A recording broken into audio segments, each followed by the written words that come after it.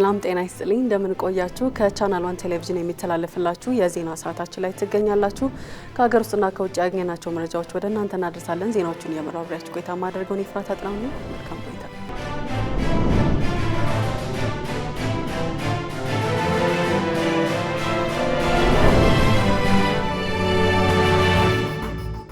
13.1 ቢሊዮን የአሜሪካ ዶላር የሚገመቱ የኢንቨስትመንት ውሎች የተፈረሙበት ለሁለት ቀናት ሲካሄድ የቆየው አራተኛው በኢትዮጵያ ኢንቨስት ያድርጉ የኢንቨስትመንት ፎረም ተጠናቀቀ። ስምምነቶች በማኒፋክቸሪንግ፣ በግብርናና በአግሮ ፕሮሰሲንግ፣ በኃይል በማዕድንና በሌሎች ዘርፎች ላይ ያተኮሩ ግዙፍ የኢንቨስትመንት ውሎች ናቸው። ባለፈው ዓመት በኢትዮጵያ ኢንቨስት ያድርጉ ፎረም 1.6 ቢሊዮን ዶላር የሚገመቱ የኢንቨስትመንት ውሎች መፈረማቸው የሚታወስ ሲሆን ፕሮጀክቱ በአሁኑ ወቅት ሙሉ በሙሉ ወደ ስራ ገብተዋል ተብሏል። የአዲስ አበባ ከተማ አስተዳደር ጤና ቢሮ ከ830 ሺህ በላይ ህጻናትን ተደራሽ የሚያደርግ እስከ መጋቢት 21 ድረስ የሚሰጥ የፖሊዮ ክትባት ዘመቻ በይፋ ማስጀመሩን አስታወቀ። የልጅነት ልምሻ ወይም ፖሊዮ በሽታ በአይን በማይታይ ቫይረስ የሚመጣ ተላላፊ በሽታ ሲሆን እስካሁን መድኃኒት ያልተገኘለት ቢሆንም አስተማማኝና ውጤታማ ክትባት ያለው ነው። የአዲስ አበባ ቱሪዝም ኮሚሽንና አብርሆት ቤተ መጻሕፍት በጋራ በመሆን በተለያዩ ትምህርታዊ ርዕሰ ጉዳዮች ላይ በየወሩ የሚካሄድ የፓናል ውይይት ማዘጋጀታቸውን አስታወቁ። ውይይቱ የእውቀት ልውውጥና ማጎልበት፣ የቱሪዝም ዘርፉን ከትምህርታዊ እንቅስቃሴዎች ጋር ማያያዝ እንዲሁም አዲስ አበባን የእውቀትና የባህል መዳረሻ አድርጎ ለማስተዋወቅ ያለመ ነው። የመጀመሪያው የፓናል ውይይትም የእውቀት ብርሃን የከተማዋ አዲስ ምልክት በሚል መሪ ቃል ተካሂዷል። ዝርዝሩን በዝግጅቱ ላይ የተገኘው ሪፖርተራችን አማሩ ገብሩ እንደሚከተለው ያቀርበዋል። የአዲስ አበባ ቱሪዝም ኮሚሽንና አብርሆት ቤተ መጻሕፍት በጋራ የሚያካሄዱት ይህ የፓናል ውይይት በየወቅቱ በተለያዩ ትምህርታዊ ርዕሰ ጉዳዮች ላይ ባለሙያዎችን፣ ተመራማሪዎችንና የዘርፉ ባለድርሻ አካላትን በማሰባሰብ ውይይት እንደሚደረግ ተገልጿል። የአዲስ አበባ ቱሪዝም ኮሚሽን የእውቀት ማካፈያ መድረኮችን በማዘጋጀት የከተማዋን ቱሪዝምና እውቀት በሚገናኙበት መልኩ ለማስተዋወቅ እየሰራ ይገኛል። የአብርሆት ቤተ መጻሕፍት ዳይሬክተር ሙሉቀን ታረቀኝ እንደገለጹት አብርሆት ቤተ መጻሕፍት በከተማዋ ካሉት የቱሪዝም መዳረሻ ተቋማት አንዱ ነው። መጽሐፍቱ በአንድ ጊዜ እስከ 2000 ሰዎችን ማስተናገድ ይችላል። ከተጠቃሚዎቹ ውስጥም 75 በመቶ ወጣቶች መሆናቸውን ጠቅሰው ተቋሙ ከውጭ ተቋማት ጋር በቀንጅት በመስራት ተደራሽነት ያለው የ10 ሚሊዮን የዲጂታል መጽሐፍ አቅርቦት እንዳለው አስረድተዋል። ከአዲስ አበባ ቱሪዝም ኮሚሽን ጋር በጋራ መስራታቸው ደግሞ ለቱሪዝም እድገቱና ወጣቶች ከፍተኛ አስተዋጽኦ እንደሚያበረክት ለቻናል 1 ቴሌቪዥን ተናግረዋል። ምንድነው ወጣቶችን በተለይ ዩዝ ኢምፓወርመንት ወጣቶችን ማበረታታት፣ ወጣቶችን ወደ ንባብ ባህል መመለስ፣ የከተማውን ቱሪዝም ማስፋፋት፣ የከተማውን ቱሪዝም መደገፍ። እንደምታውቁት አፍሪካን ዲፕሎማቲክ ሲቲ ነች አዲስ አበባ። በርካታ አፍሪካውያን በርካታ ዓለም አቀፍ ማህበረሰቦች ይመጣሉ። እኛም እንደ አብርሆት በርካታ እንግዶች በየቀኑ እናስተናግዳለን። ይሄ እውቀትን ከቱሪዝም ጋር ሊንክ ባደረገ መልኩ ሰፊ ስራ ሰርተን ከተለያዩ ማህበረሰብ ጋር የምንገናኝበት ነው ማለት ነው። የመጀመሪያው የፓናል ውይይትም የእውቀት ብርሃን የከተማዋ አዲስ ምልክት በሚል መሪ ቃል የአዲስ አበባ ከተማ ቱሪዝም ኮሚሽን ኮሚሽነር ወንዴ ከበደን ጨምሮ የተለያዩ ተጋባዥ እንግዶች በተገኙበት ተካሂዷል። በ1868 በተካሄደው የመቅደላ ጦርነት በእንግሊዝ ወታደሮች የተወሰደው የአጼ ቴዎድሮስ ባለቤት የእቴጌ ጥሩ ወርቅ ውቤ የጸጉር ጌጥ ወለባ ተመለሰ። የኢትዮጵያ ቅርስ ባለስልጣን ዋና ዳይሬክተር አበባው አያሌው ባለፉት ጥቂት ዓመታት በተለያዩ ምክንያቶች ከሀገር ውጭ የተወሰዱ በርካታ ቅርሶችን ማስመለስ የተቻለ ሲሆን ቀሪዎቹንም ለማስመለስ እየተሰራ ይገኛል ብለዋል። የኢትዮጵያ ንብረት የሆኑት ነገር ግን የተዘረፉ ቅርሶቻችንን ለማስመለስ በድርድርና በክርክር እስካሁን 72 ቅርሶችን ለማስመለስ ተችሏል ሲሉም ገልጸዋል። አሁን የተመለሰው ቅርስ ለኢትዮጵያውያን ትልቅ ትርጉም አለው ያሉት አበባው አያሌው ከብዙ ልፋት በባለስልጣኑና በኢትዮጵያ ወዳጆች ዜጎችና ድርጅቶች ጥረት ሊመለስ ችሏል ብለዋል። ቅርሱ እንዲመለስ የሰሩትን የኢትዮጵያ ንጉሳዊ በጎ አድራጎት ባላደራ ድርጅት ለልዑል ኤርሚያስ ኃይለሥላሴና ባልደረቦቻቸው እንዲሁም ለዶክተር አሉላ ፓርክስ ምስጋና አቅርበዋል። ከዚህ በፊትም የአጼ ቴዎድሮስ ጋሻ ወደ ኢትዮጵያ እንዲመለስ ከፍተኛ ሚና ተጫውተዋል። በቀጣይም በተለያዩ ምክንያቶች ከሀገር ውጭ የወጡ ቅርሶቻችንን ለማስመለስ ባለስልጣን መስሪያ ቤቱ ከውጭ ጉዳይ ሚኒስትርና ከሚመለከታቸው ባለድርሻ አካላት ጋር በመተባበር የተለያዩ ስልቶችን በመንደፍ በትኩረት ይሰራል ሲሉ ዋና ዳይሬክተሩ ገልጸዋል።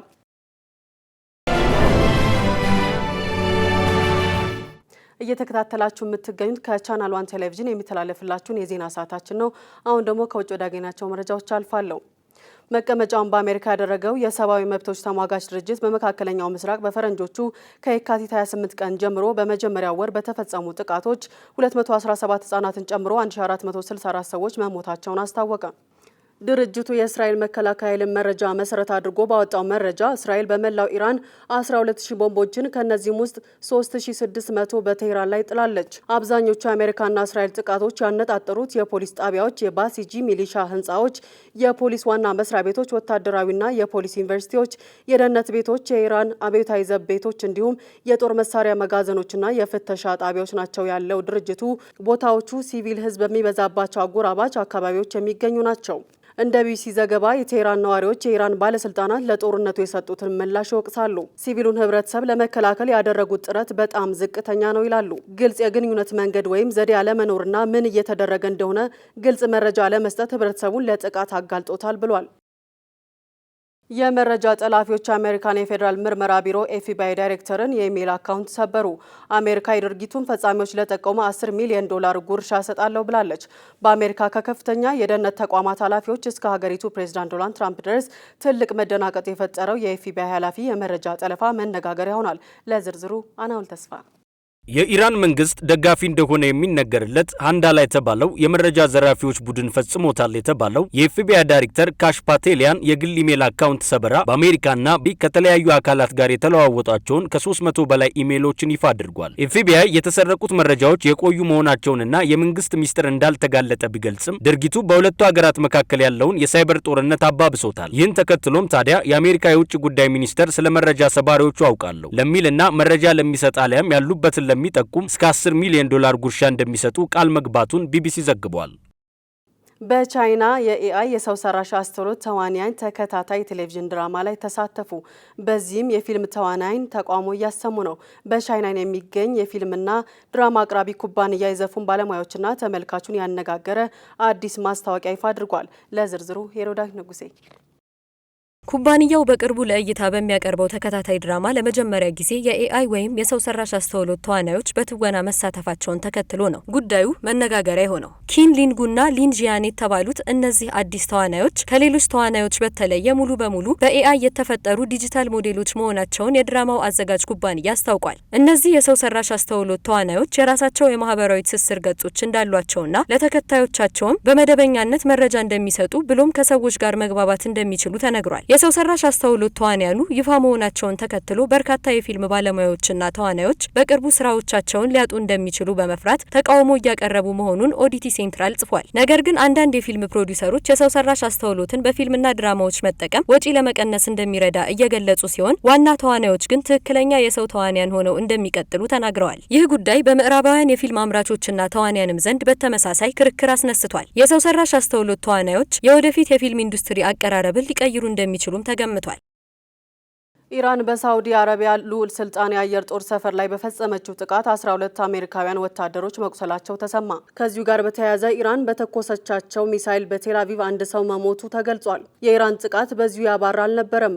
በርካታ ሚሳይሎችና ድሮኖች ከሽፈውበታል በተባለ ጥቃት በተባበሩት አረብ ኤምሬት፣ ኩዌትና ባህሬን ላይም ተፈጽመዋል። የሶሪያ መንግስታዊ ቴሌቪዥን እንደዘገበው እስራኤል ያከሸፈቻቸው ከኢራን የተወነጨፉ ሚሳይሎች ፍንዳታ በደማስቆም ተሰምቷል።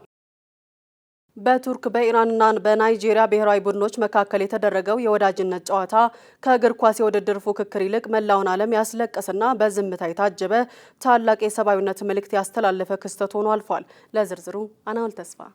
የጨዋታው ፊሽካ ከመሰማቱ በፊት የኢራን ብሔራዊ ቡድን አባላት ወደ ሜዳ ሲገቡ የታየው ትዕይንት ለየት ያለ ነበር። ተጫዋቾቹ እንደተለመደው የቡድን አርማ ወይም ሰንደቅ ዓላማ ከመያዝ ይልቅ እያንዳንዱ ተጫዋች የትምህርት ቤት ቦርሳዎችን በትከሻው አንግቦ ታይቷል። ይህ ያልተለመደ ክስተት በስታዲየሙ የነበሩትንም ሆነ በቴሌቪዥን መስኮት የሚከታተሉትን በሚሊዮን የሚቆጠሩ ተመልካቾችን ለምን የሚል ጥያቄ እንዲያነሱ አድርጓቸዋል። ይህ የተጫዋቾቹ ድርጊት ባለፈው የካቲት 28 ቀን በደቡባዊ ኢራን በሚገኝ የአንዲት ከተማ የሴቶች ትምህርት ቤት ላይ በደረሰ ጥቃት ህይወታቸው ያለፈ ከ170 በላይ ንጹሃን ተማሪዎችን ለማሰብ የተደረገ ጥልቅ የሐዘን መግለጫ ነው። ተጫዋቾቹ ያነገቧቸው ቦርሳዎች በትምህርት ገበታዎች ላይ ያሉ የተቀጠፉ ታላላቅ ህልሞች፣ ደብተራቸው ውስጥ ሳይሰሩ የቀሩ የቤት ስራዎችንና ድምጽ ለሌላቸው ንጹሃን ተማሪዎች ፍትህ የሚወክሉ ነበሩ። ምንም እንኳን የጨዋታው ውጤት በናይጄሪያ 2-1 አሸናፊነት ቢጠናቀቅም በዓለም ዙሪያ ያሉ የስፖርት አፍቃሪዎች ግን ትኩረታቸው በሜዳ ውጤት ላይ አልነበረም። የኢራን ተጫዋቾች በዓለም አቀፍ መድረክ ያሳዩት ይህ የዝምታ ተቃውሞ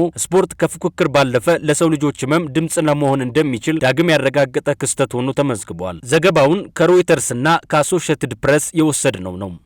በእንግሊዟ ትፍራክ ኩባንያ የተሰራው በፀሐይ ኃይል እንደሚሰራ የተነገረለት የኤሌክትሪክ ትራክተር የኤሌክትሪክ አቅርቦትን በማሻሻል ከሳህራ በታች ባሉ የአፍሪካ ሀገሮች ውስጥ ለሚገኙ ገበሬዎች የሰብል ምርት ሊያሳድግ ይችላል ተባለ። ትራክተሩ በአሁኑ ሰዓትም በማላዊ የሙከራ አገልግሎቱን እየሰጠ ይገኛል። ለዝርዝሩ ሄሮዳዊት ንጉሴ።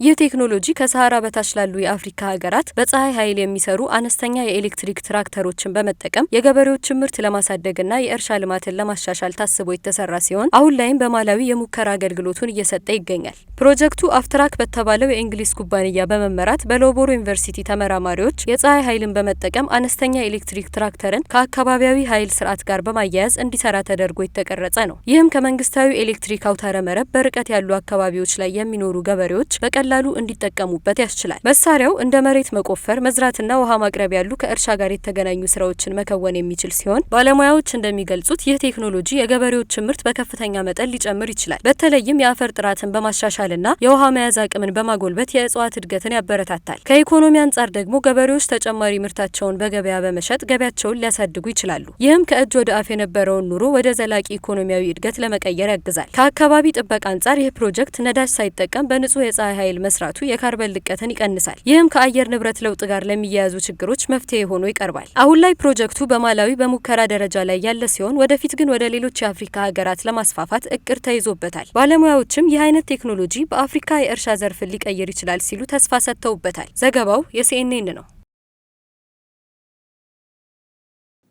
ለ9 ዓመታት ለ139 ጊዜ መንጃ ፍቃድ የጽሁፍ ፈተናን ሲፈተንና ሲወድቅ የኖረው ፖላንዳዊ በስተመጨረሻ ተሳካለት። ለዚህ ስኬቱ ቤተሰቦቹ የራት ግብዣ ድግስ አዘጋጅተውለታል። ጸጋነሽ ተሰማ ተጨማሪ አላት።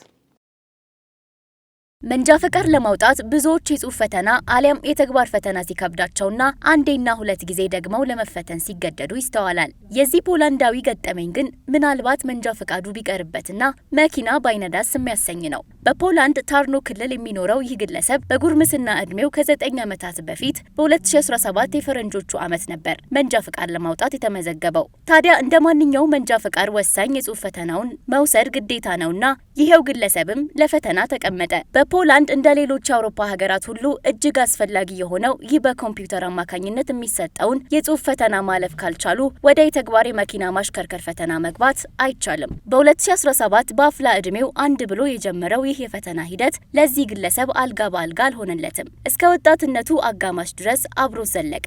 ወደቀ፣ ደግሞ ተፈተነ፣ ደግሞም ወደቀ። እንዲህ እያለ ለ9 ዓመታት ለ139 ጊዜ ፈተናውን ወሰደ። ለእያንዳንዱ ፈተና ዳግም መውሰድም 1800 ዩሮ ያህል የፈተና ክፍያ ወጪ ያደረገ። የፈተና ማዕከሉ ዳይሬክተር እንደተናገሩት ይህ ሰው በብዙ ጊዜ ሲወድቅም አልተሰናከለም። ፈተናውን መውሰዱን አላቆመም። አሁን ወደ ተግባር የመኪና ፈተና ላይ ለመግባት በመጠባበቅ ላይ ነው ብለዋል። አሁንም ግን ከፊቱ ያለውን እድል በጥሩ ብቃት ካልተጠቀመና የተግባር ፈተናውን ካላለፈ ዳግም ለ140ኛ ጊዜ የጽሁፍ ፈተናን ለመውሰድ ይገደዳል። ለአሁኑ ስኬቱ ግን ቤተሰቦቹ እንኳን ደስ አለ ብለው የራት ግብዣ ድግስ አዘጋጅተዋል። የዚህ ፖላንዳዊ ክስተት ልዩ ቢሆንም ከሱ የባሰ አለ ተብሏል። እንደ ኦዲቲ ሴንትራል የመረጃ ምንጭ ለ17 ዓመታትና ለ163 ጊዜ የሞከረ ሌላም ግለሰብ ነበር ሲል በዘገባው አስታውሶታል። የትጋትና ተስፋ ያለመቁረጥ ምሳሌ ሲልም ጠቅሶታል። ከ5 ዓመት በታች የሆኑ ህጻናት ዘመናዊ ስልክ ላይ የሚያሳልፉት ጊዜ በቀን ከ1 ሰዓት ያልበለጠ ሊሆን እንደሚገባ እንዲሁም ከ2 ዓመት በታች ያሉ ህጻናት በጭራሽ ብቻቸውን ማየት እንደሌለባቸው የእንግሊዝ መንግስት ለወላጆች ምክር ለግሷል። መመሪያው ልጆች ረጅም ሰዓት ዘመናዊ ስልክ ላይ የሚያሳልፉት ጊዜ እንቅልፍና አካላዊ እንቅስቃሴያቸውን በከፍተኛ ሁኔታ ሊጎዳ እንደሚችል ያክትታል። ለዝርዝሩ ሊዲያ ዝናቡ።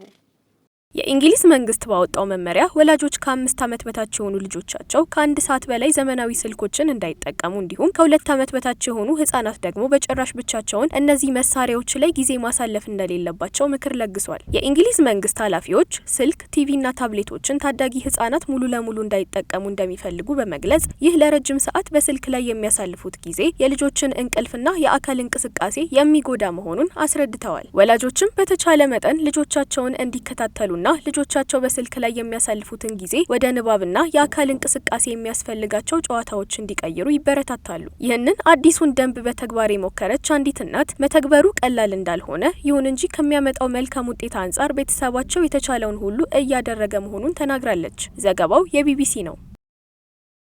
ለምግብ ልዩ ፍቅር ያለው ጆሹዋ ፊክሰን የተባለ አሜሪካዊ በኒውዮርክ ከተማ በ24 ሰዓታት ውስጥ 28 ባለኮከብ ምግብ ቤቶች ውስጥ በመመገብ አዲስ የዓለም ክብረ ወሰን አስመዘገበ። ጆሹዋ የምግብ መብላት ጉዞውን በብሩክሊን ከሚገኘው ኦክሶሞኮ ምግብ ቤት የጀመረ ሲሆን ከ24 ሰዓታት በኋላ በማንሃተን በሚገኘው ግራመርሲ ታቨርን በተባለ ሆቴል አጠናቋል። ጆሹዋ እንደ አውሮፓውያን አቆጣጠር በ2023 በ24 ሰዓታት ውስጥ በኒውዮርክ 22 ምግብ ቤቶችን በመጎብኘት ክብረ ወሰኑን ይዞ የነበረ ቢሆንም በ2024 ከሆንግ ኮንግ 25 ምግብ ቤቶች የጎበኙት ሁለት ህንዳውያን ግለሰቦች ክብረ ወሰኑን ነጥቀውት ነበር። ሆኖም ጆሹዋ በ2026 ክብረ ወሰኑን ዳግም ለመያዝ በመወሰን ወደ ኒውዮርክ ተመልሶ ይህንን አዲስ ስኬት አስመዝግቧል። ጆሹዋ በ28ቱ ምግብ ቤቶች ውስጥ በድምሩ ለምግብ ብቻ $976 ያለ ተጨማሪ ክፍያ ወይም ቲፕ የከፈለ ሲሆን ከምግብ ቤት ወደ ምግብ ቤት ለመንቀሳቀስ ደግሞ ተጨማሪ $474 ወጪ አድርጓል ሲል ኒውዮርክ ታይምስ ዘግቧል። ስትከታተሉ የቆያችሁት ከቻናል 1 ቴሌቪዥን የሚተላለፍላችሁን የዜና ሰዓታችንን ነበረ። ዜናዎቹን እየመራው አብሬያችሁ ቆይታ ያደረኩት እኔ ፍራታ ጥላውን ነበርኩኝ። መልካም ጊዜ